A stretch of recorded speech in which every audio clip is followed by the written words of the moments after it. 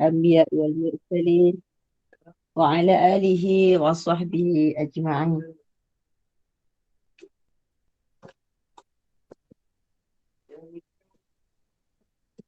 اللهم صل على سيدنا محمد وعلى آل محمد وعلى آله وصحبه وبارك وسلم. Assalamualaikum warahmatullahi wabarakatuh. Salam sejahtera, salam ukhuwah kepada semua, kepada Ustaz dan semua jemaah pilihan Allah yang dengan izinnya dapat juga kita duduk dalam majlis ilmu pada petang ini. Rabbi shrah li sadri wa yassir li amri wahlul 'uqdatam min lisani yafqahu qawli. Kuliah kita petang ini dari saluran Google Meet dengan Mandor Iman yang dipimpin oleh Puan Hajah Rosniati binti Mansur dan ditadbir urus oleh Ahli Jabatan Kuasa Mandor Iman. Kuliah asar kita akan dipimpin oleh yang berbahagia Al-Fadhil Ustaz Ilin Aminin bin Muhammad Saleh dengan pengajian kita hari ini, pengajian berkitab Misbahud Duja Syarah Safinah An-Najah. Bagi menambahkan keberkatan majlis, mohon ihsan Ustaz untuk memimpin bacaan umul kitab Al-Fatihah dan pahalanya kita hadiahkan pada baginda Rasulullah sallallahu alaihi wasallam, keluarganya dan para sahabatnya, para anbiya, para solihin, para alim ulama, guru-guru kita, ibu bapa kita, keluarga kita dan semua muslimin dan muslimat sama ada yang masih hidup ataupun telah kembali ke rahmatullah. Al-Fatihah. أعوذ بالله من الشيطان الرجيم بسم الله الرحمن الرحيم الحمد لله رب العالمين الرحمن الرحيم مالك يوم الدين إياك نعبد وإياك نستعين اهدنا الصراط المستقيم صراط الذين أنعمت عليهم غير المغضوب عليهم ولا الضالين آمين.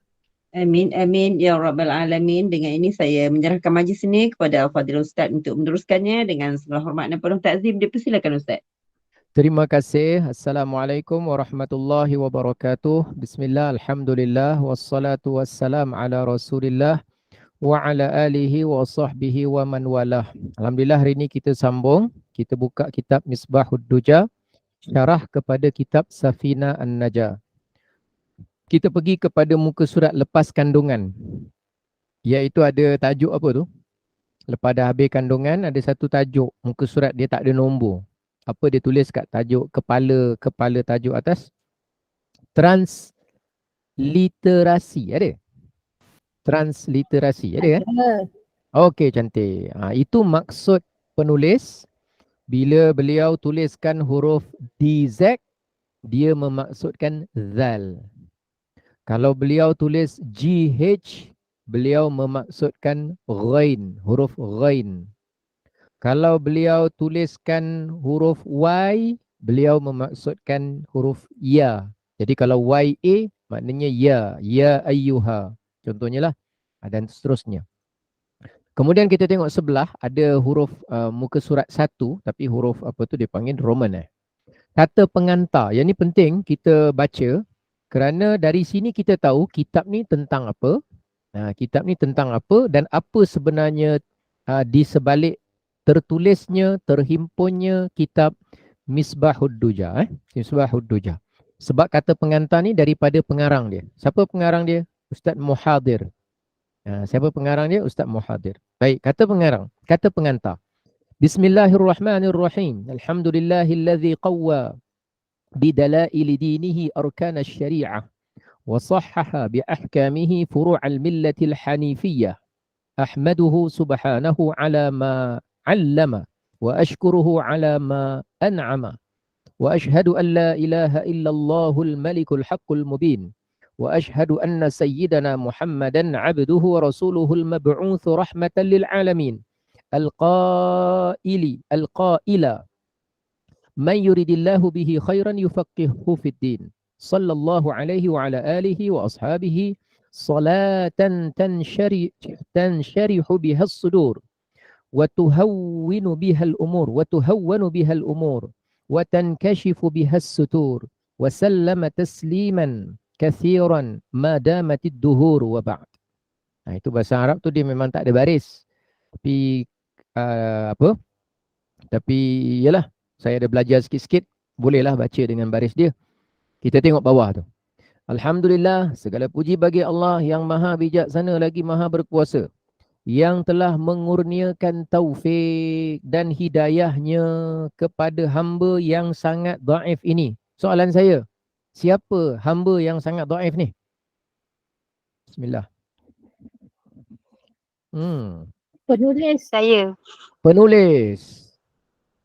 Merujuk kepada dia. Hamba yang sangat dhaif ini. Alhamdulillah kata pengantar Ustaz Muadzir ni, saya dhaif ini menyelesaikan syarahan. Syarahan maknanya perincian. Kalau satu kalimah tu dua kalimah, dia panjang-panjang, maksud dia begini, sebab dia gini, kenapa begini, untuk apa, itu nama dia syarah. Itu nama dia syarah dalam bahasa Arab. Ataupun syarahan. Jadi saya untuk menyelesaikan syarahan kitab Safinah An-Najah pada bulan yang penuh keberkatan ini. Kitab syarahan ini, kitab asal Safinatun Najah. Kitab syarahan dia, nama dia, tengok sebelah. Itu nama dia.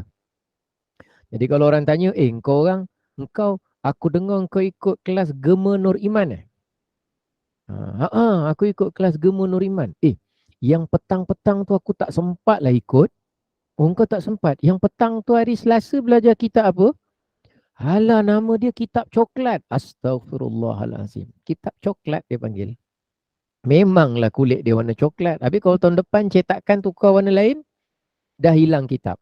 Kitab dia nama Misbahud Duja. Lampu, misbah maknanya lampu. Lampu yang terang dia panggil misbah. Duja, kegelapan malam. Lampu yang menerangi kegelapan malam, iaitu syarah kepada kitab Safinah An-Najah. Baik, tengok tu. Perbahasan dalam kitab asal, Safinah An-Najah, kitab asal, dia cuma ada sampai tajuk puasa sahaja. Oleh itu, Al-Fakir telah tambah. Al-Fakir tambah tu siapa Al-Fakir? Ni Al-Fakir pula. Tadi hamba yang dhaif. Al-Fakir siapa?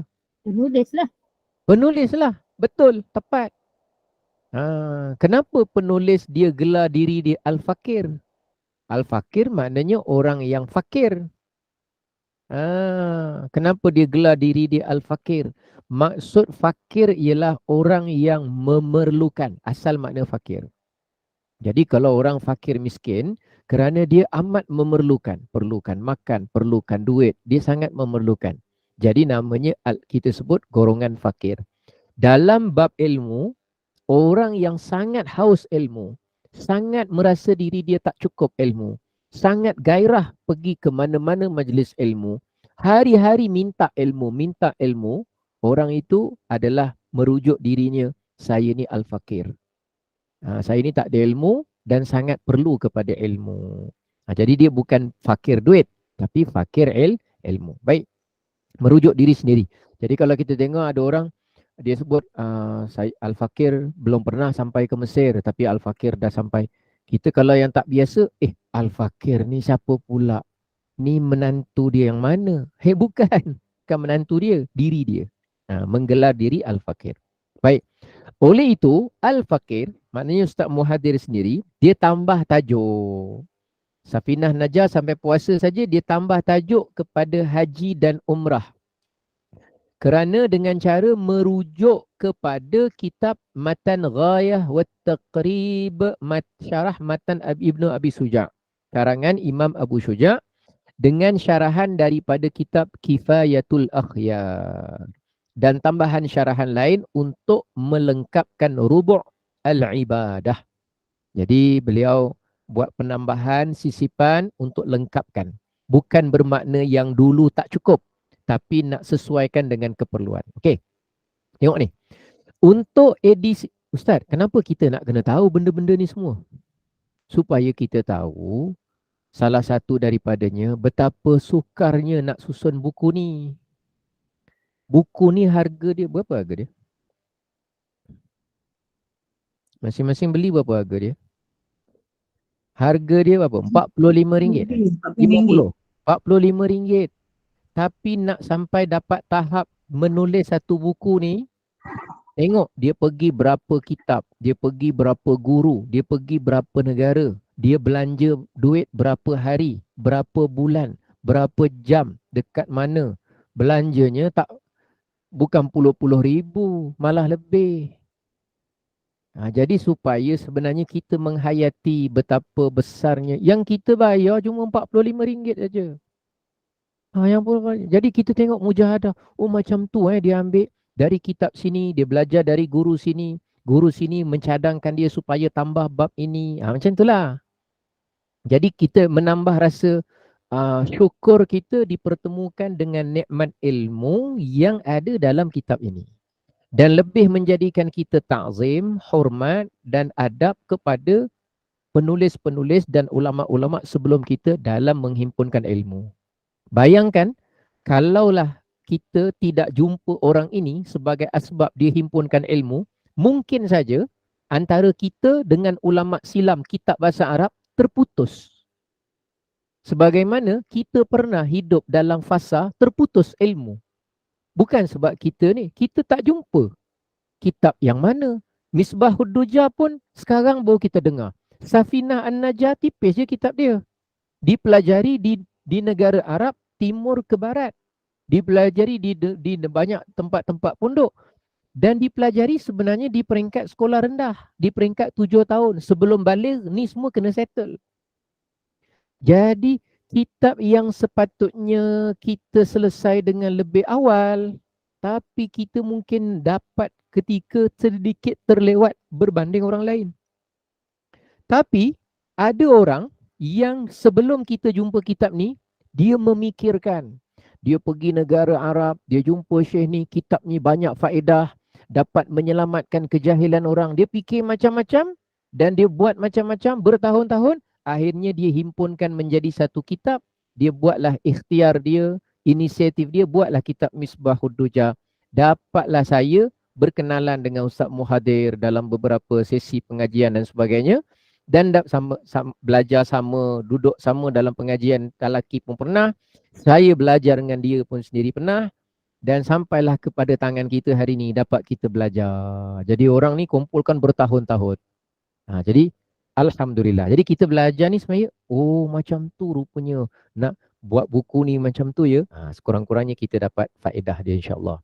Keterkesanan dan kepada hati kita tu yang penting. Baik, tengok sikit. Untuk edisi kemas kini ini, kitab ini ditambahkan dengan lebih banyak syarahan, lebih banyak permasalahan, maknanya kes-kes reality, keterangan, dia tambah lagi dengan fawaid, maknanya faedah-faedah, tanbih, perhatian, maknanya ada benda kena ambil perhatian, dan kemudian keterangan, ada catatan, ada tatimah, penyempurnaan. Maknanya kalau bab tu dia ada macam lagi sikit je nak tutup ni tapi tak diterangkan, dia tatimah, dia bagi penyempurnaan. Di samping kadang-kadang dalamnya ada hikmah, dalamnya ada hikayat, cerita-cerita tambahan untuk menjadikan kitab ni mudah-mudahan lebih lengkap, lebih bermanfaat, lebih pelbagai. Jadi kata Ustaz Muhadir, alhamdulillah dalam mensyarahkan kitab Safinah An-Najah ini, Al-Fakir paling banyak merujuk dari kulit ke kulit. 5 buah kitab. Kulit ke kulit. Kitab dia Nailur Raja fi Syarh Safinatin Najah, bahasa Arab. Al-Muqaddimah Al-Hadramiyah, bahasa Arab. Ad-Dalalah An-Nafi'ah ala Ma'ani Risalah Jami'ah wa Tazkiratin Nafi'ah, bahasa Arab. Zainul Talib, bahasa Arab. Idaman penuntut pada menghuraikan yang kusut, bahasa Melayu. Baik, sebelah kanan pula antara seterusnya muka surat yang ada I3 tu. Antara kitab yang dijadikan sebagai rujukan utama dalam kitab Zainul Talib ialah kitab Al-Muhazzab karangan Imam Abu Ishaq Asy-Syirazi. Kitab Al-Majmu', tu panjang macam ada tangan saya dah. Tangan saya pun dah tak cukup kat dalam kamera ni. Panjang gini dah. Tebal berjilid-jilid. Nak cerita panjang pun tangan dah hilang dah. Kita ya Allah. Imam Nawawi tu umur dia tak silap saya meninggal masa umur 45. Umur dia pendek tapi kitab dia banyak. Kitab dia banyak berjilid-jilid. Sini ada yang dah umur 45. Bismillahirrahmanirrahim. Ada yang dah umur 45. Mana tahu dah 2 jilid menulis kitab. Bismillah. Ada yang dah umur 45. Ustaz, kami semua atas 54. Masya Allah. Allahu Akbar. Tak apalah. Kami dah Ah. 70 Ustaz.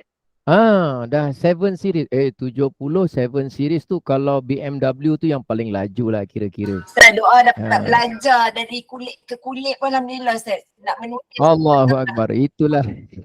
Syukur Alhamdulillah. Jadi kitab Al-Majmu' ni semua kitab besar-besar. Karangan, lepas tu Mughnil Muhtaj. Mughnil Muhtaj pendek sikit. Imam Al-Khatib Al-Syarbini Al-Khatib. Kitab Al-Bajuri, karangan Imam Ibrahim Al-Bajuri. Tuhfatul Muhtaj, karangan Ibnu Hajar Al-Haytami. Matla'ul Badrain wa Majma'ul Bahrain, karangan Syekh Muhammad bin Ismail Daud Al-Fatani, dan kitab-kitab lain. Itu semua sebenarnya kitab-kitab bahasa Arab dalam mazhab Imam Syafi'i lah. Kitab idaman, ni bahasa Melayu pula. Kitab idaman penuntut pada menghuraikan yang kusut pula menjadikan 3 kitab sebagai rujukan utama, termasuklah kitab Al-Bajuri, kitab Al-Bujairimi Alal Iqna, kitab Matla'ul Badrain wa Majma'ul Bahrain. Semua kitab ni adalah kitab yang mu'tabar dan berwibawa dalam mazhab Imam Syafi'i. Baik, di samping 5 buah kitab yang tadi tu, yang besar-besar tu, Al-Fakir juga merujuk sebahagian besar cerita dalam kitab ni kepada 5 buah kitab lain. Termasuk nama dia nombor 1, Matan Ibn Abi Syuja'. Yang kedua, Kifayatul Ahyar fi Halli Ghayatil Ikhtisar. Kitab yang kedua ni saya pernah belajar dulu kat Marsah. Kashifatus Saja, Syarah Safinatun Najah. Kitab yang keempat, At-Takrirat As-Sadidah fi Masailil Mufidah min Durusi Habib Zain bin Ibrahim bin Zain bin Sumaid. Kemudian Al-Halaqah Ar-Rabi'ah min Durus Al-Fiqhiyah. Ini semua kitab-kitab dalam bahasa Arab. Tengok sebelah lagi. Sebelah lagi, IV 4. Untuk melengkapkan syarahan untuk kitab Safinah An-Najah ni dan nak letakkan mana sumber-sumber rujukan daripada kitab-kitab turas. Kitab turas tu maknanya kitab ulama-ulama terdahulu. Turas. Yang mu'tabar. Mu'tabar tu maknanya, mu'tabar tu ejaan dia, cuba tengok betul-betul. M-U-K-T-A-B-A-R. Jangan terbalik. M-U-R-T-A-B-A-K. K dengan R dia terbalik. Mutabak Singapura. Yang mu'tabar. Yang mu'tabar maknanya yang dihitung kira sebagai kitab untuk rujukan. Senang cerita, faham gitulah. Kitab ni dalam dunia banyak, tapi tak semua kitab itu mu'tabar. Diperakui oleh majoriti ulama tentang keboleh rujukan dan kredibiliti kitab itu dalam memikul tanggungjawab ilmu dan kebenaran serta ketepatan. Tu cerita panjang dia gitulah. Tapi nak cerita dia mu'tabar. Jadi ada kitab, banyak kitab-kitab kat dunia ni, tapi ada yang tak mu'tabar. Contohnya gitulah. Jadi kata pengarang Ustaz Muhadir, Al-Fakir banyak merujuk kepada 4 buah kitab dan sebuah lelaman sesawang, laman web yang menghimpunkan. Antaranya Tawdihul Adillah, Kamus Fiqh, 1000 soal jawab fiqh. Itu tentang Lajnah Masail Adiniyah Al-Qurawiyah. Kemudian Pena Umat, Solusi Problematika Umat adalah buku-buku sisipan tambahan untuk rujukan. Turun bawah lagi. Dalam perkara solat yang melibatkan rukun, sunat dan beberapa perkara khilafiyah. Apa maksud perkara khilafiyah? Khilafiyah maknanya apa? Pandangan yang berbagai. Sesuatu perkara yang mempunyai kepelbagaian pandangan ulama tentang perkara itu. Kita sebut perkara khilafiyah. Contoh kunut subuh, perkara khilafiyah. Ada mazhab mensunatkan, ada mazhab tidak mensunatkan. Kalau yang pelik, mengharamkan, membida'ahkan. Itu pelik. Ada mazhab mensunatkan, ada mazhab tidak mensunatkan. Itu saja. Tapi kalau membida'ahkan, mensesatkan, mensyirikkan, itu dah pelik. Jadi kalau tu, dia adalah perkara khilafiyah. Maknanya perkara yang pada urusan itu memang ada perbezaan pandangan ulama. Dia ringkaskan satu perkataan. Namanya perkara khilafiyah. Jadi kata Ustaz Muhadir ni dalam bab-bab macam tu solat, Al-Fakir banyak merujuk kepada buku susunan Al-Fakir sendiri, nama dia Practical Solat Sempurna. Sebelah laptop saya, saya dah pindahkan masuk almari saya. Masuk rak saya. Nantilah ada rezeki saya tunjuk. Buku Practical Solat Sempurna, Ustaz Muhadir juga. Di samping itu, bawah lagi. Kitab-kitab lain juga diletakkan sumber rujukan. Sebahagian syarahan dalam kitab ini, syarahan maknanya perincian. Perincian dalam kitab ini diambil daripada catatan beliau sendiri. Rakaman pengajian beliau sendiri. Bersama masyayikh dan guru-guru Al-Fakir. Guru Ustaz Muhadir sendiri. Termasuklah Al-Faqih, seorang yang sangat faqih, Al-Usuli Syekh Haji Ramji As-Sarawaki. As-Sarawaki agak-agak orang mana? Bismillah. Orang Sarawak. Alhamdulillah. Ada dari Sarawak sini? Belum ada. Masya Allah. Rahimahullah. Syekh Wan Muhammad Saghir bin Abdullah Al-Fatani Ar-Riyawi. Tahulah. Riau. Tuan Guru Haji Adnan bin Golong. Rahimahullah. Tuan Imam Hibni Haji Adnan rahimahullah. Syekh Baba Abdul Aziz bin Ahmad Al-Fatani Al-Syafi'i rahimahullah. Dari Sarawak ada, Masya Allah. Syekh Ahmad Fahmi Zamzam Al-Banjari Al-Nadawi Al-Maliki Hafizahullah. Dah wafat. Al-Faqih Syekh Muhammad Nuruddin Marbu Al-Banjari Al-Makki. Ni kenal? Syekh Nuruddin Marbu Al-Banjari. Kenal Ustaz. Kenal Beliau sekarang tengah buat aktiviti yang sangat luar biasa. Membaca kitab-kitab hadis bahasa Arab yang besar-besar. Round seluruh Malaysia kalau tak silap. Dari satu pondok beliau ke satu pondok.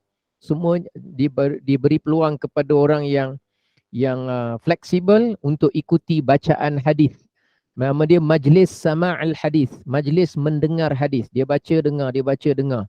Kita nak serap kalau boleh segala perkataan yang Nabi pernah sebut dalam hidup masuk paling kurang sekali dalam telinga kita. Sekali. Telinga kita ni lagu dah banyak, filem dah banyak, cerita orang dah banyak, berita dah banyak, suara wartawan dah banyak, juruhebah dah banyak.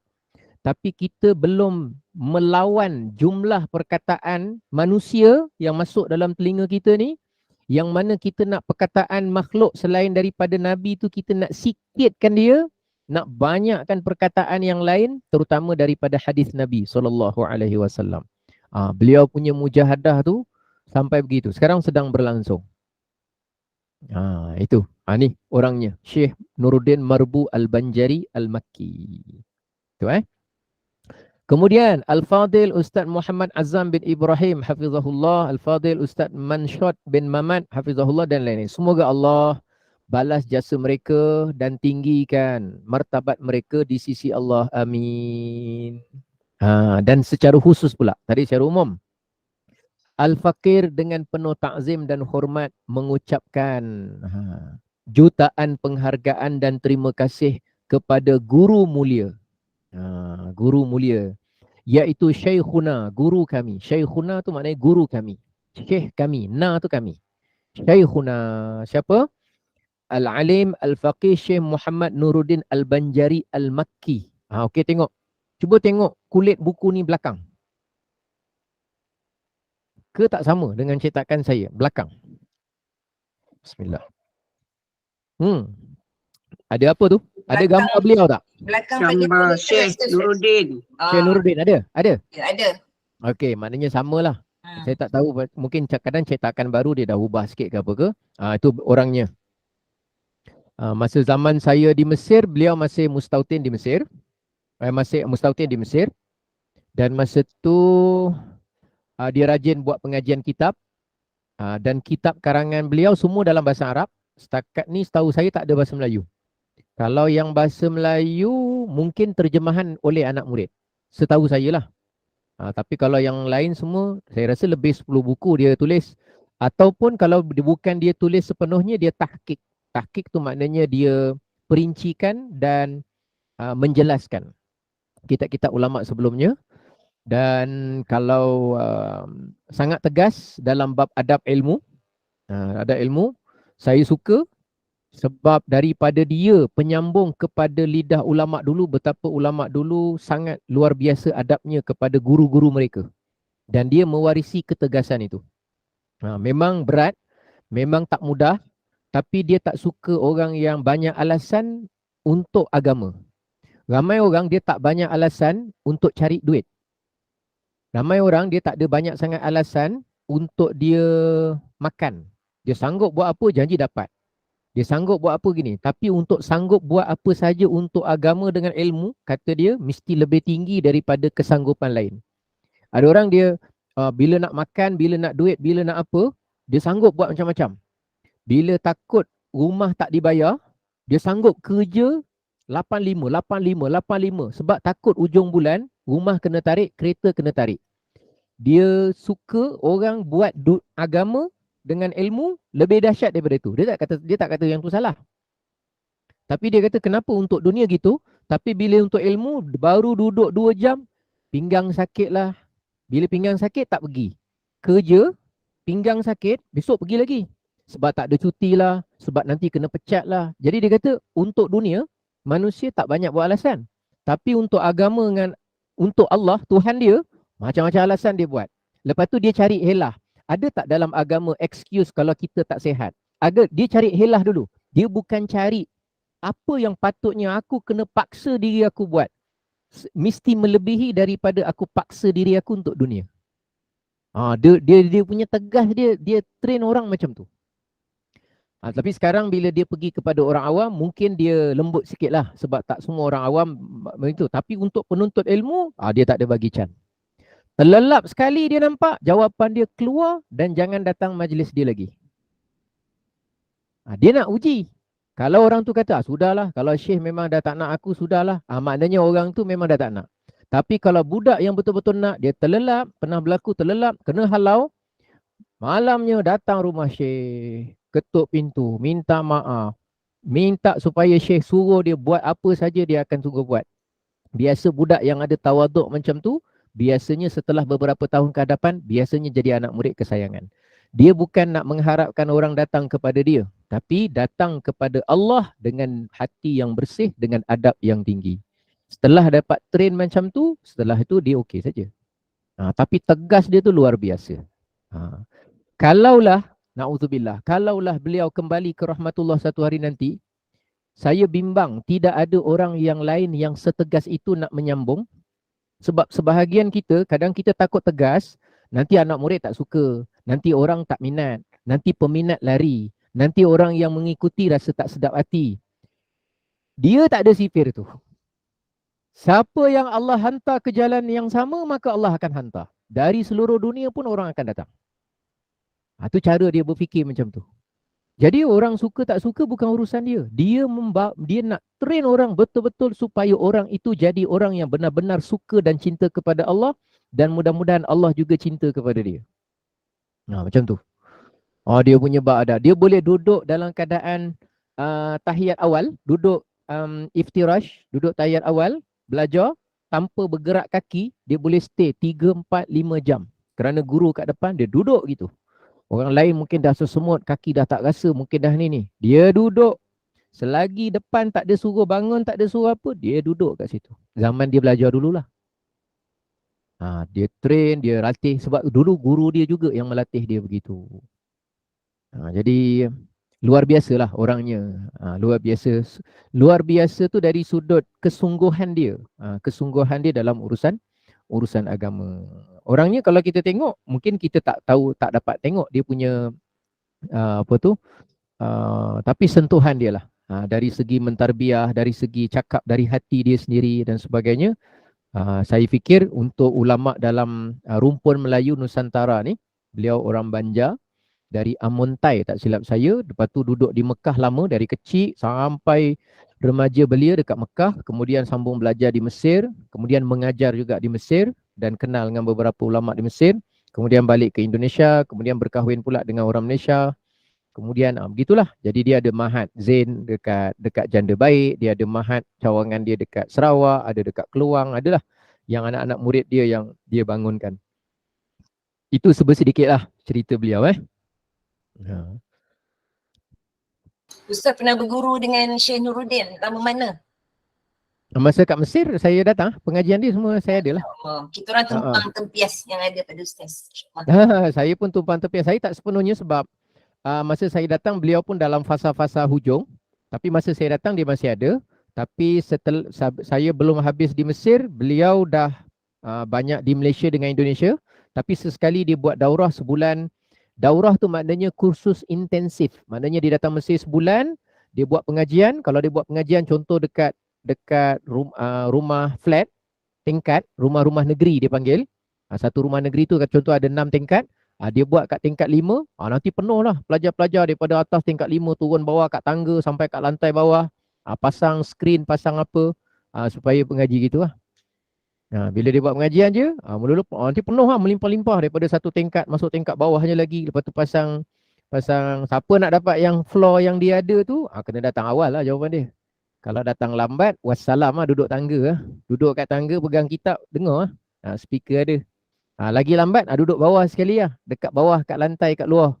Ada kemah sikit, ada apa. Duduk dengar kat situ lah. Jadi contohnya macam tu lah. Itu pengorbanan beliau lah dulu. Sebab nak melatih pelajar-pelajar supaya biasa dengan tradisi ilmu. Dulu zaman dia belajar, satu hari dia belajar, kalau tak silap saya, seingat saya, satu hari dia belajar minimum 8 hingga 12 subjek. Jadi lepas subuh ada pengajian. Nanti lepas pengajian satu kitab. Lepas tu nanti rehat mungkin sekejap, sambung lagi. Sampai nak dekat tengah hari, rehat sekejap. Lepas tu zuhur sambung lagi belajar. Lepas tu nanti asar sambung lagi. Lepas tu yang lepas isyak nanti sambung lagi. Kalau tak silap saya, mungkin saya silap, tapi seingat saya, beliau pernah cakap, kan yang saya sebut tadi kitab majmuk panjang gini kan, Imam Nawawi kan. Tak silap saya, dia khatam dari awal sampai akhir, khatam belajar 3 kali. Masya Allah. Tak silap saya. Seingat saya, dia pernah cakap masa pengajian, dia dapat khatam zaman dia belajar dengan guru dia. Catat ni, yang tebal macam ni, bahasa Arab, 3 kali. Belajar kitab itu je 3 kali. Jangan tanya kitab lain.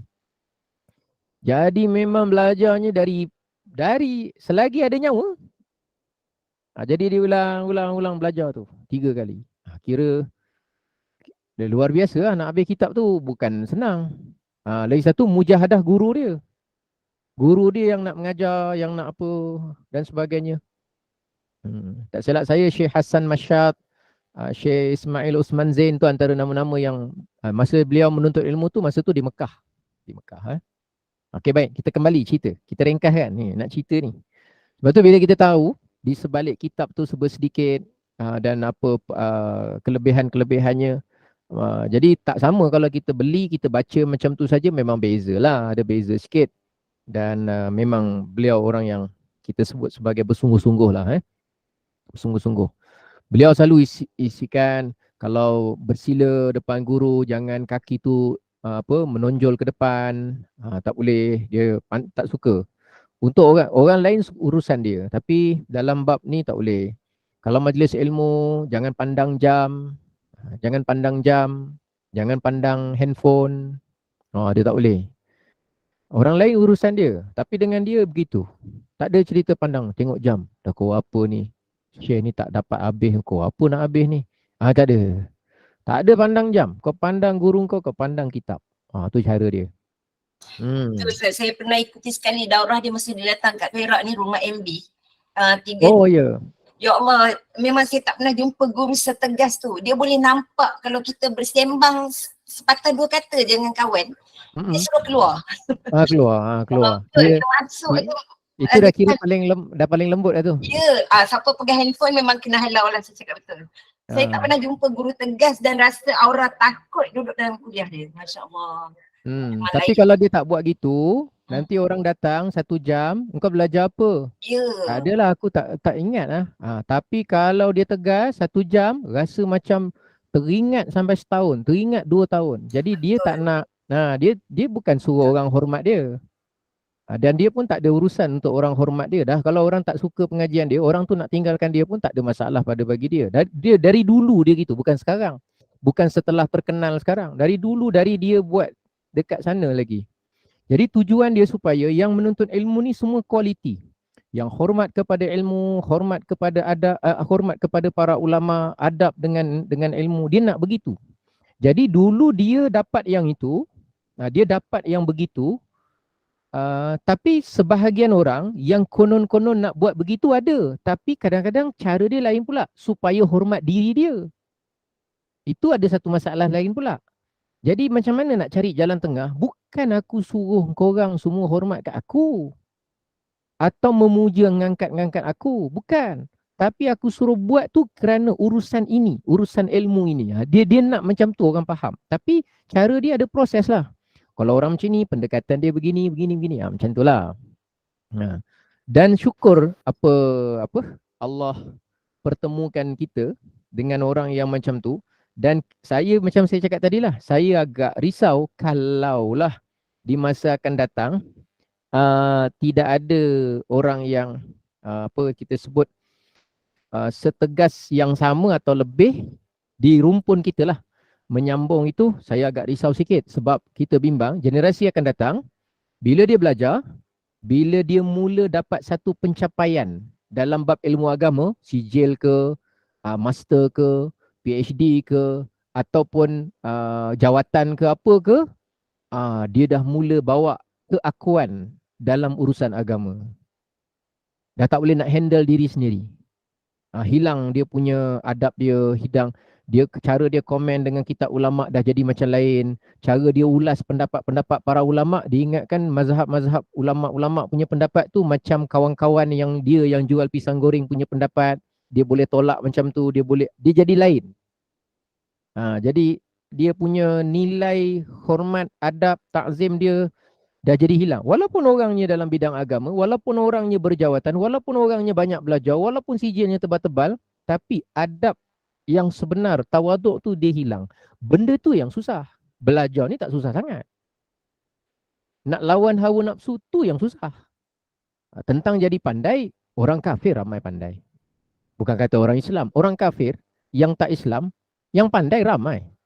Yang bijak, yang jadi ahli falsafah, yang otaknya cerdik. Tentang cerdik, Allah beri siapa-siapa Allah nak beri. Tapi Qarun pandai. Apa kata Qarun? Aku jadi kaya sebab aku pandai. Aku banyak ilmu.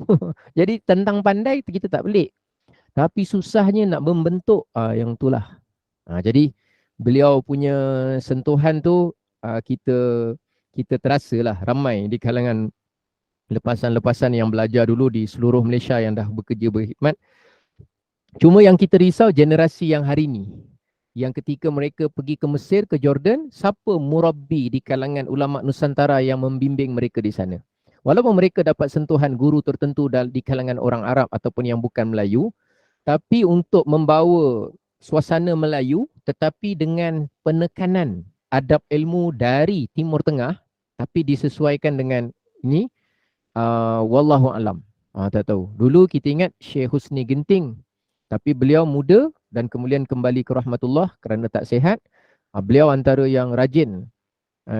Mungkin tak pernah dengar kot Syekh Husni Genting. Dia kira junior sikit lah daripada Syekh Nuruddin. Kalau Syekh Nuruddin dekat Mahat, dekat Janda Baik tu, kalau sesi-sesi tertentu Syekh Nuruddin bagi dia mengajar. Masa kadang-kadang daurah bulan Ramadan tu ada yang saya datang duduk sana. Saya datanglah. Syekh Husni Genting. Itu rajin dalam bab hadis. Beliau masa belajar, saya ada dekat Mesir sekejap. Masa dia boleh belajar daripada lepas maghrib, lepas tu isyak sembahyang jap, sambung, dia boleh belajar sampai pukul 2 pagi. Dia boleh cerita tentang kitab ni, mengajar ni sampai 2 pagi. 2 pagi tidur subuh, sampai lepas subuh, sambung pergi kelas.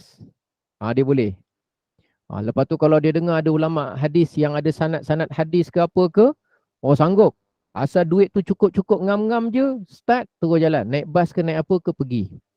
Dia boleh hafal nama syekh ni duduk sini, keturunan apa, duduk apa. Tah mana-mana curug rantau Mesir semua dia sampai.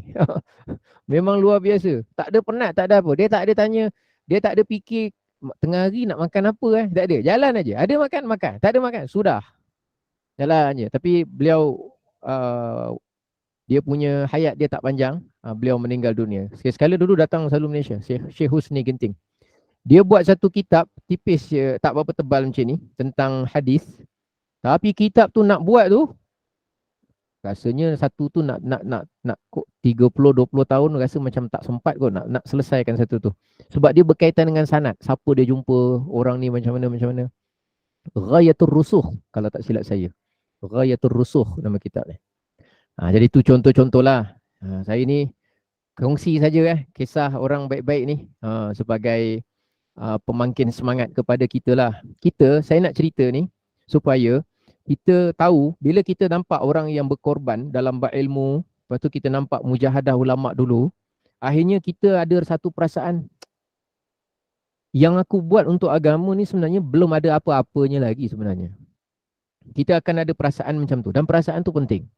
Saya fikir yang kita buat untuk agama ni belum ada apa-apanya lagi sebenarnya. Belum ada apa-apanya bukan meremehkan amalan itu. Tapi mengasakan bahawa sebenarnya orang yang di depan mata kita buat sesuatu untuk agama tu lagi jauh lagi. Syekh Husni tu sampai umur berapa? Umur 45 baru kahwin kalau tak silap saya. Bukan dia tak ada fikir kahwin, dia dah tak sempat nak fikir kahwin. Masa zaman dia muda tak silap saya dia tak sempat nak fikir kahwin. Dia hanya fikir tu je. Jumpa dia cerita ilmu, cerita hadis, cerita apa. Dia ada keseronokan dia dekat situlah. Tapi bukan bermakna dia menafikan kesunahan berkahwin, bukan itu tujuan dia. Tapi mereka nak khidmat sebenarnya pada agama. Cuma orang yang macam tu ketika dia muda bermujahadah, biasanya orangnya kadang-kadang tak popular. Tak popular di kalangan masyarakat awam lah. Yang kita risau ni kalau penuntut ilmu di masa akan datang lebih cepat nak popular, lebih nak dikenali, lebih nak dapat follower, lebih nak ni. Rosak ilmu agama nanti. Untuk apa? Membawa manusia kepada kita ke membawa manusia kepada Allah? Itu yang susah. Setakat untuk dikenali tak susah. Tak susah. Banyak cara. Siapa yang mahir dalam bidang pemasaran, marketing, boleh saja untuk dikenali. Dan saya tak kata itu salah. Saya tak kata itu salah. Kalau kena caranya, kalau kena tujuan niatnya, boleh saja. Malah manfaatnya besar. Jadi orang tahu. Tapi yang kita bimbang, kita lah, diri kita sendiri yang kita bimbang. Orang lain tak ada masalah. Baik Jadi apa penghargaan Ustaz Muhadir kepada Syekh Nuruddin ni? Apa penghargaan beliau? Jadi kata beliau, tengok balik semula. Dia kata apa? Terima kasih kepada guru mulia Syekhuna Al-Alim Al-Faqih Syekh Muhammad Nuruddin Al-Banjari Al-Makki di atas kesudian beliau meluangkan masa beliau yang sangat berharga itu untuk melihat dan memberi pandangan terhadap kitab ini. Kitab ini. Dan seterusnya menulis kata-kata aluan yang sangat berharga dan bermakna di dalamnya. Sesungguhnya menghadiri majlis ilmu dan pengajian beliau adalah satu kenikmatan dan terasa ketenangan serta keberkatannya kerana adab yang terjaga. Memang betul lah. Orang yang duduk majlis dia, kalau lillahi ta'ala, kalau betul-betul, kadang-kadang benda yang dia cakap simple saja. Tapi benda tu menusuk dekat ingat sampai boleh mendalam. Benda-benda macam tu dia kata nilai barakah tu kita tak nak hilang dalam pengajian agama. Akhirnya kalau benda ni tak jaga, kita akan tengok guru semakin ramai, pengajian agama semakin banyak, jawatan semakin bertambah, gaji-gaji semakin besar, program semakin semarak, tapi masyarakat makin rosak. Perasan tak? Dulu nak cari pondok, sekarang pondok tahfiz banyak. Dulu nak cari kitab, sekarang kitab sampai kita tak mampu dah nak beli dah. Macam-macam cetakan ada. Dulu tak ada guru, sekarang guru online, inline, outline, underline. Semua line ada. Semua line ada. Tapi pada masa yang sama, kita diuji besar oleh Allah. Yang makin tak senonoh, ramai. Yang makin merapik, ramai. Bukan kata peranan yang banyak tu tak guna. Bukan. Don't get me wrong, please. Listen carefully, okay? Just pay your attention carefully. Maksudnya bukan meremehkan apa yang sedia ada yang baik itu, bukan. Tapi kita bimbang barakah tu hilang. Dulu-dulu dengan kekurangan alat, kekurangan media, kekurangan apa, kalau satu orang yang faqih, yang tersembunyi, yang tersorok tetapi kekal istiqamah mengajar, kadang-kadang kesan dia lahirkan 10 orang anak murid yang betul-betul faqih. Bila berkembangnya tu, masing-masing memberi manfaat yang besar kepada umat selepas daripada tu. Padahal gurunya dulu hanya duduk di satu pondok kecil yang mungkin terlindung daripada penglihatan dan pengetahuan manusia, tapi konsisten. Jadi benda-benda macam itulah yang kita risau hilang. Tentang nak jadi terkenal, nak macam ni, masuk online, Gema Nur Iman, kan susah sangat pun. Kan senang aja, bagi tahu aja. Bagi je, tahu je senang dah boleh masuk. Jadi, tapi bukan itu tujuan kita. Ada benda yang lebih besar lagi daripada itu. Baik, kemudian beliau cakap apa lagi? Kerana adab yang terjaga, nasihat dan taujihat, pesanan-pesanan yang ikhlas dan berguna, di samping malakah fikhiyah, kemahiran fiqh yang sangat luar biasa yang Allah kurniakan kepada dia, yang mampu memberikan pencerahan yang jelas dan berguna terhadap fiqh dan permasalahannya. Atalallahu umrahu, semoga Allah memanjangkan umurnya, fi khairin wa afiyah, dalam kebaikan dan juga keafiatan, wa nafa'ana bihi, dan semoga Allah berikan manfaat yang banyak kepada kita dengan sebab adanya dia, wa bi'ulumihi, dengan sebab ilmunya, fid daraini, di dunia dan juga di akhirat. Tu asal bahasa Arab tu. Amin. Okey, kemudian Maksud taujihat, maaf Ustaz. Maksud taujihat. Taujihat maknanya motivasi ataupun nasihat-nasihat berbentuk intensif. Okey, baik. Nasihat.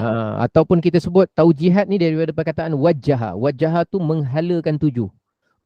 Menghalakan seseorang. Jadi maknanya kalau saya berikan taujihat kepada seseorang, contoh saya kata, hidup awak kena macam ni. Awak kena sepatutnya macam ni. Jangan buat macam ni. Kena hati-hati dengan nafsu dan syaitan. Awak kena fokuskan kepada niat yang sebenar gini. Itu namanya kita menghalakan dia pada satu keadaan yang betul. Perbuatan itu secara kerap dipanggil taujihat. Maknanya kita motivate dia bagi hala tuju yang betul.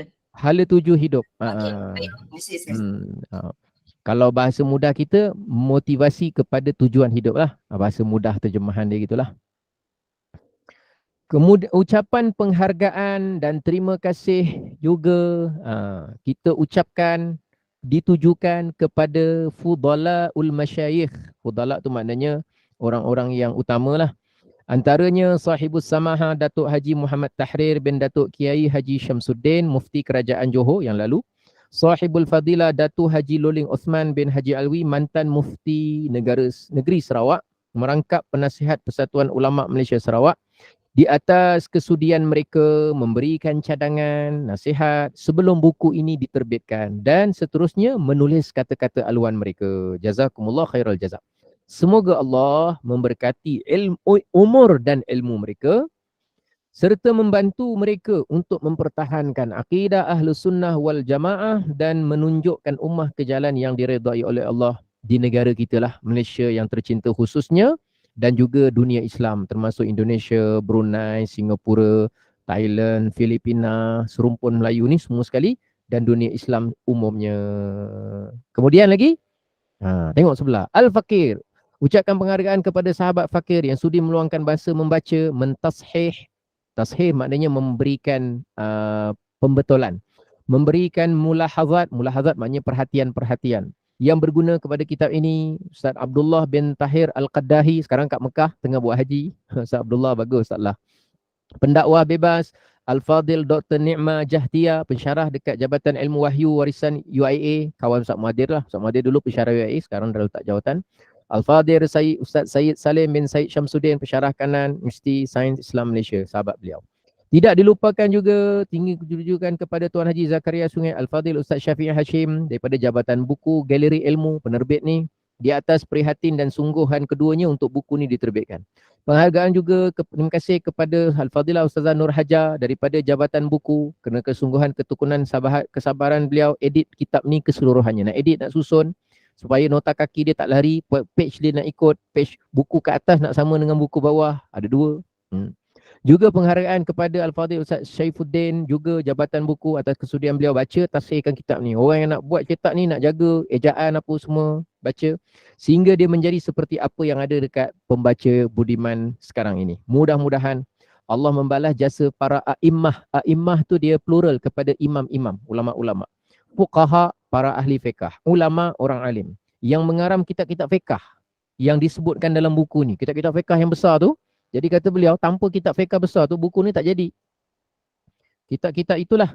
Dan mensyarahkannya dengan sebaik-baik balasan Allah balas. Semoga Allah mengganjari juga para masyaikh dan ulama yang berusaha terjemahkan karya-karya ni. Para a'immah, fuqaha dan ulama yang sangat berharga ni ke dalam bahasa Melayu, dan juga ada yang terjemah kepada bahasa lain untuk manfaat lagi ramai, supaya ganjaran ni mudah-mudahan dengan ganjaran yang sempurna lah.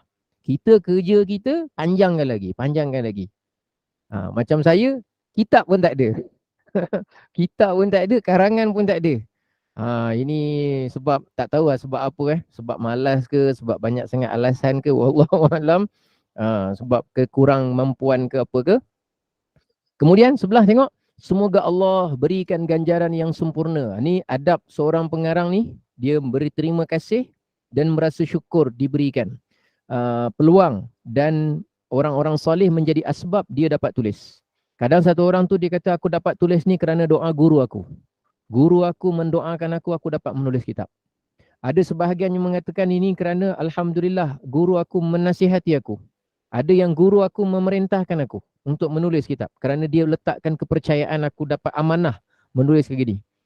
Dia bukan tulis tu apa market tajuk sekarang tulis gitu. Ulama dulu dia menulis, dia ada tujuan yang besar dengan sebab yang besar. Tujuan ke depan, sebab belakang. Apa sebab dia nulis? Dan apa tujuan ke depan dia tulis? Dan orang-orang yang terlibat sebagai asbab, sangat dia menghargai sebab orang-orang itu menjadi asbab dia dapat mencapai tujuan. Tujuan depan.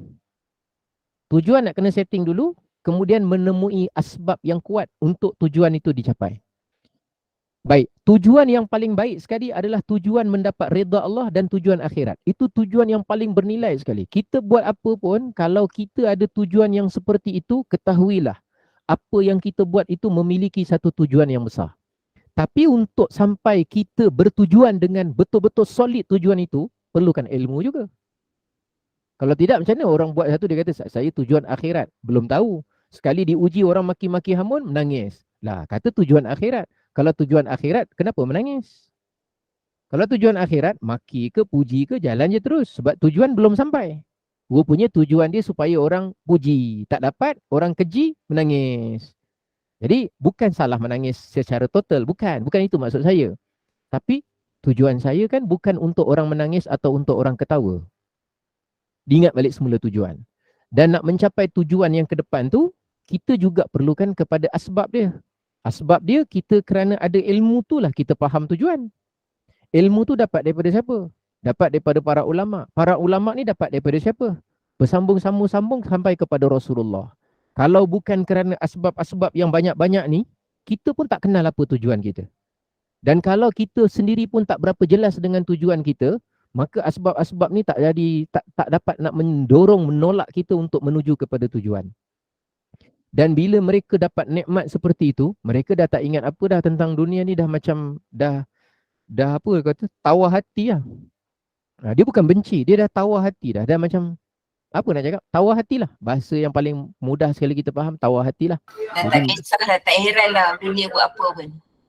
Jadi dia fikir macam mana tanggungjawab nak selesaikan untuk sampai ke sana. Cuma kita ni masuk je alam dunia, lepas tu keluar balik.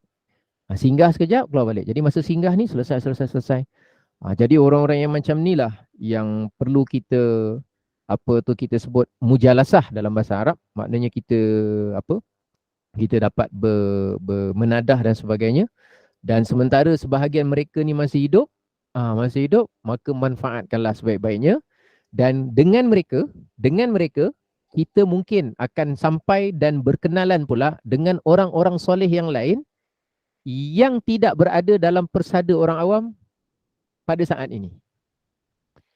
Contoh, kita jumpa Syekh Nuruddin. Bila kita dah belajar, Syekh Nuruddin kata ada satu orang soleh, saya kenal orang tu begini, contohnya. Yang mana sebahagian ulama besar kalau datang ke situ akan kunjungi dia gini. Orangnya mungkin tak dikenali, tak diketahui. Oleh orang biasa tak diketahui. Tapi orangnya biasa saja. Orang beramal juga, orang soleh juga. Tapi bukan orang yang popular, bukan apa. Tapi dia tu jadi jambatan lain pula. Kenalkan kita dengan orang tu. Jadi kalau kita dapat bersohbah, dapat berkhidmat, dapat apa kepada orang tu, benda-benda macam tu lah yang ada kita sebut ada value dalam hidup kita lah, bagi orang yang melihat dia sebagai nilai dan value. Macam itulah contohnya. Jadi dia apa tu, kita ni jadi jambatan supaya orang jumpa yang lebih baik. Saya kena jadi jambatan supaya orang belajar dengan Syekh Nurdin, belajar dengan orang ni saya tahu dia ni. Dan saya juga kalau tahu, saya kena berkewajipan jangan belajar dengan jenis orang macam ni, jangan belajar ni, kena cakap sebab itulah kerja kita jadi jambatan. Jadi orang lalu atas kita, dia pergi ke destinasi mudah-mudahan yang baik dan lebih baik. Lebih baik. Itu yang mustahak lah. Mustahak dalam hidup kita macam itulah. Baik. Kata beliau lagi, tengok muka surat V satu-satu tu. Semoga Allah berikan ganjaran yang sempurna dan meninggikan makam, kedudukan alim Quraisy, seorang alim dari bangsa Quraisy, Imam Syafi'i kita. Ini yang Rasulullah sebut, la tasubbu Quraisyan. Dalam satu riwayat hadis, la tasubbu Quraisyan, jangan kamu mencaci maki bangsa Quraisy. Fa inna alimaha, nanti akan ada seorang alim dari bangsa Quraisyku ini, yamla'ul arda ilman wa nuran. Dia akan penuhkan bumi ni dengan ilmu dia seorang, dengan cahaya dia seorang. Ulama cari lepas Nabi meninggal, siapa orang dimaksudkan? Orang alim, penuhkan bumi ni dengan ilmu dia seorang. Sekali dalam keturunan-keturunan Quraisy tu, lahir imam kita, Muhammad bin Idris Asy-Syafi'i. Setelah dia mengajar dan sebagainya, betul, ilmu dia seorang, penuh satu bumi. Maknanya apa? Kat Malaysia, mazhab Syafi'i ada. Indonesia, majoriti mazhab Syafi'i. Mesir, sebahagian mazhab Syafi'i. Seluruh dunia, timur ke barat, kalau cerita universiti Islam, kalau cerita pondok madrasah mazhab Syafi'i, insya-Allah confirm kitab Safinatun Najah adalah benda yang basic. Budak mesti nak sebelum balik confirm akan belajar. Boleh kata confirm, saya tak kata confirm betul-betul. Boleh kata begitu. Menunjukkan apa? Menunjukkan itulah dia. Tujuan kita membenarkan hadis Nabi itu.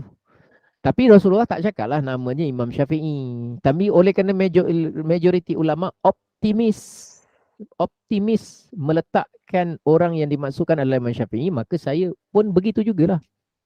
Bayangkan ilmu dia seorang.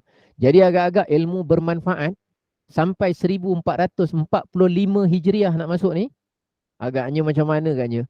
Berapa beramai orang yang buat PhD dapat gaji besar-besar dengan menumpang mazhab Syafi'i. Berapa ramai orang dapat buka pondok menumpang mazhab Syafi'i. Berapa ramai orang dapat mengajar dengan menumpang mazhab Syafi'i. Berapa ramai orang dapat bersih dia punya haid nifas betul menumpang pendapat Imam Syafi'i.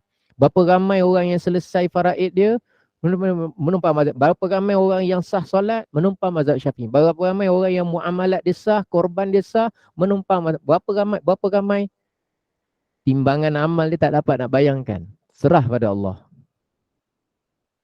Jadi kita nampak zaman Imam Syafi'i ada orang kaya, tapi kita tak dapat jumpa kekayaan dia dan kita tak tahu orangnya. Zaman Imam Syafi'i ada orang berkuasa, tapi kita dah tak nampak kesan kekuasaan dia dan nama dia pun kita tak kenal. Ini membuktikan pada kita, kalau kita hidup ni kejar kuasa, kejar harta, kejar nama, satu hari nanti kita dengan apa yang kita buat semua boleh hilang begitu saja. Tapi ada satu yang memang Allah jadikan dia tu sampai berjariah, berterusan sambung-sambung, namanya ilmu bermanfaat. Sebab tu mana-mana ruang, mana-mana jalan yang membantu ilmu tu sambung, kita masuk dalam jalan tu. Saya bukan pengarang kitab. Dan saya bukan orang soleh. Saya juga bukan orang soleh. Dan saya bukan juga imam mazhab. Dan saya banyak perkara yang saya tak tahu. Banyak perkara. Tapi kita kena fikir, kalau kita tak mampu macam Imam Syafi'i, yang mana dia pun bukan plan lepas ni saya buat ni, lepas ni orang akan sambung-sambung. Dia bukan fikirkan benda tu. Dia buat lillahi ta'ala saja. Cuma Allah, kerana keikhlasan dia, Allah jadikan begitu. Dan sampai sekarang 1400. Dan dia ketika dia mengajar buat mujahadah pun, dia tak pernah fikir nanti ilmu aku akan sampai 1445 Hijriah. Tak ada. Tapi bila Allah nak jadikan sesuatu tu, Allah nak tunjuk pada kita, supaya buktinya orang yang telah lama meninggal dunia, yang cerita dia sampai kepada kita, yang manfaat dia terasa kepada hati kita, yang mana dengan ilmu dia dapat membetulkan semua salah kita dan menyedarkan kita untuk membetulkan diri kita, adalah orang yang ketika hidupnya menghabiskan jiwa raga dia untuk ilmu dan untuk urusan ini. Sekiranya kita dalam hidup pula memilih jalan lain, jalan kekuasaan, jalan kekayaan, jalan kemewahan, jalan ketamakan, itu pilihan kita. Tapi kita kena ingat, di zaman beliau mungkin saja ada orang yang berkuasa, ada orang yang kaya, ada orang yang sehat, ada orang yang apa-apa, tapi namanya sudah tidak dikenali. Kekayaan dan harta benda dia semua dah habis, dah tak ada cerita, dan tak ada kesannya sampai ke hari ini. Itu mendatangkan kesedaran kepada kita, apa yang kita nak tinggalkan kepada anak cucu bukan sekadar tanah berapa ekar, bukan rumah 2-3 biji kerana takut anak tak ada rumah, bukan kereta 2-3 buah kerana takut anak tak boleh pergi kerja, bukan sekadar itu. Kalau begitulah cara fikir kita, kita ingat kita adalah orang yang well planned, kita orang yang planner terbaik dalam kehidupan, tapi sebenarnya kita dijahilkan dengan perasaan kita sendiri kerana kita create benda itu. Saya tak kata salah meninggalkan harta. Wa antazara, dalam keadaan kamu meninggalkan keturunan kamu, aghniya'a, dalam keadaan berharta, khairun, lebih baik daripada kamu tertinggalkan mereka dalam keadaan fakir, yatakaffafunan nas, sampai terpaksa minta-minta kepada manusia. Itu hadis Nabi. Kita digalakkan supaya tinggalkan juga harta untuk keturunan kita, anak zuriat keturunan kita. Digalakkan. Tapi jangan itu jadi tumpuan. Itu sahaja. Ilmu bagikan, ilmu ngaji, ilmu solat, ilmu kehidupan, ilmu halal haram, ilmu perkara takwa. Benda tu yang akan menyebabkan cucu akan ingat kita. Kalaulah kita bagi harta kat cucu, cucu bila dah senang, belum tentu dia ingat. Mana mungkin orang yang tergila-gila dunia nak mengenang keduniaan orang lain yang beri kepada dia. Kalau dah namanya ngadap dunia, jawapannya rosak juga. Jadi benda-benda macam itulah yang kita nak sangat daripada ilmu para ulama ni, supaya mudah-mudahan beri kepada kita. Baik, kita tengok sikit lagi. Imam Syafi'i dan semua imam-imam mazhab, Imam Hanafi, Imam Malik, Imam Ahmad bin Hanbal, semua fuqaha dan ulama Ahnaf, mazhab Hanafi, Malikiyah, Syafi'iyah, Hanabilah, atas pengorbanan usaha mereka menjelaskan agama Islam dan hukum hakamnya kepada umat, sehingga umat ini berpedoman dan berpanduan. Alhamdulillah, dengan sebab mereka kita ni hidup ada panduan, ada prinsip, ada tujuan dan ada sebab yang kuat kenapa kita teruskan kehidupan. Untuk al-falah, kejayaan di akhirat. Kepada alim ulama ahli ilmu, pembaca yang budiman, yang melihat, siapa yang ada melihat kesalahan kitab ini, dia harap dapat memaklumnya kepada al-fakir, salah cetak ke apa, bagi tahu supaya dia lebih sempurna untuk cetakan akan datang. Akhirnya, semoga Allah terima usaha kerdil ini sebagai amalan ikhlas yang diterima di sisinya dan menjadikan dia sebagai pemberat timbangan amal hasanat bagi penyusunnya. Amin. Amin. Bijahin Nabiyil Mustafa. Bijahi maknanya dengan keberkatan baginda Nabi Mustafa, Rasulihil Murtada, Rasulnya yang diredai oleh Allah sallallahu alaihi wasallam. Penyair mengatakan, wa ma min kitabin illa sayafna wa yabqa ad-dahru ma katabat yadahu. Fala taktub bi kaffika ghaira syai'in yasuruka yaumal qiyamati an tarahu. Dan tidaklah terjadi kepada seseorang menulis itu melainkan dia pasti akan meninggal dan kekallah masa menjadi saksi apa yang ditulis oleh kedua tangannya. Tulisan akan menjadi saksi. Oleh itu, janganlah engkau menulis dengan tanganmu selain daripada apa yang boleh menggembirakan engkau pada hari kiamat ketika engkau melihat ganjarannya. Nak tulis dekat Facebook, nak komen apa-apa, pastikan kalau kita tengok balik tulisan kita dekat akhirat, benda yang menyebabkan kita senyum. Ramai orang tulis komen kat Facebook, bodoh lah, dia ni tak belajar lah, apa lah, kenapa engkau sangat. Tulisan tu adakah boleh menyebabkan kita seronok dan terketawa-ketawa gembira menerima dekat akhirat? Tanya dulu. Kalau tulisan itu boleh menyebabkan kita gembira di akhirat, silakan tulis. Ulama dulu menulis kitab kerana inilah benda yang insya-Allah mudah-mudahan menggembirakan aku nanti pada hari kiamat. Wa sallallahu ala sayyidina Muhammad, tengok sebelah. Wa alihi wa sahbihi wa baraka wa sallama ajma'in walhamdulillahi rabbil alamin. Al-fakir, orang yang fakir kepada, yang sangat perlu kepada afwillahil qadir, keampunan Allah yang maha kuasa. Nama beliau Ustaz Muhadir Haji Joy, Petaling Jaya Selangor. Dia tulis siapkan pada bulan Syawal 1437. Kita jumpa 1444. Kira-kira dalam 7-8 tahun yang lalu. Jadi yang ke hadapan kita akan masuk sikit apa manhaj penulisan, apa sebenarnya benda-benda ni awal-awal ni penting tau. Pengenalan kitab Safinah An-Najah apa, lepas tu nanti kita akan masuklah dia punya isi kandungan. Jadi mudah-mudahan manfaat, mudah-mudahan barakah, mudah-mudahan pembelajaran kitab ni asbab kepada kita rasa syukur, mudah-mudahan asbab kepada kita cinta kepada para ulama dan orang-orang soleh, dan mudah-mudahan menjadi asbab, kalaupun dia yang paling baik ialah, kata sebagian ulama, mencintai orang soleh, dicintai oleh orang, diingati dan dicintai oleh orang soleh itu lebih utama daripada mencintai orang soleh. Maknanya kita sayang orang soleh, tapi belum tak, kita ingat orang soleh, tapi belum tentu orang soleh itu ingat kita. Tapi kalau dia ingat kita, itu sangat baik. Tapi bukan bermakna kita tidak boleh bermula dengan mengenali, mencintai orang-orang soleh, terutama orang soleh yang terdahulu, yang dah wafat, yang dah meninggal, ulama-ulama kita dulu. Mereka punya mujahadah, mereka bersakit-sakit kita tak tahu. Mereka berkering-kering tekak kita tak tahu. Mereka berlenguh-lenguh badan lagi dahsyat daripada itu. Kita jumpa hadis terus sampai di atas kertas kita. Mereka nak tahu hadis, kena cari. Kena jumpa, kena redah hutan, kena bermalam beberapa hari baru jumpa satu guru. Oh, hadis ini tentang ini rupanya. Tuan meriwayat dari siapa? Catat. Baru dapat jumpa satu hadis. Dia bukan datang kertas, kita beli RM45. Lepas tu kalau orang fikir beli RM45, dia rasa macam besar sangat, malu lah. Kalau rasa berat sangat, tak senonoh. Bahasa kasar saya lah. Kalau ada orang rasa RM45 tu besar sangat, malu lah, malu Allah. Orang lain habis umur, habis duit ribu-ribu, bukan puluh ribu lagi dah.